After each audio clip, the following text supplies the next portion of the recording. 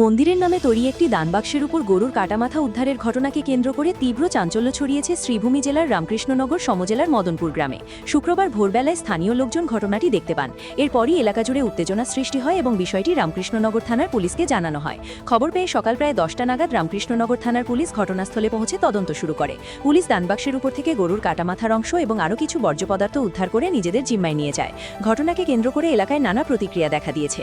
স্থানীয় একাংশের সন্দেহ কোনো দুষ্টচক্র পরিকল্পিতভাবে সাম্প্রদায়িক উত্তেজনা সৃষ্টি করার উদ্দেশ্যে এই ঘটনা ঘটিয়ে থাকতে পারে।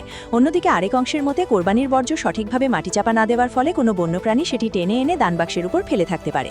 এদিকে ঘটনাকে কেন্দ্র করে এলাকার কয়েকটি সংগঠন জড়িতদের শনাক্ত করে কঠোর ব্যবস্থা নেওয়ার দাবি জানিয়েছে। ঘটনার প্রকৃত কারণ উদ্ঘাটনে পুলিশ তদন্ত চালিয়ে যাচ্ছে। শ্রীভূমি থেকে শুভঙ্কর মালাকারের প্রতিবেদন, ঈশন বাংলা নিউজ, শিলচর।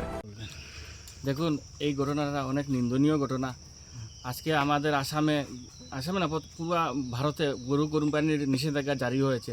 তারপরেও এই সরকারকে বুড়ো আঙ্গুলি দেখিয়ে যে এইভাবে কাজ করতে পারে, ওদেরকে আমরা ধিক্কার জানাই এবং প্রশাসনের কাছে অনুরোধ যাতে ওরা যে কোনোভাবে ওরা বাঁচতে না পারে, ওদেরকে ধরে আনতে লাগে, এই আশা প্রশাসনের কাছে আমি অনুরোধ করছি।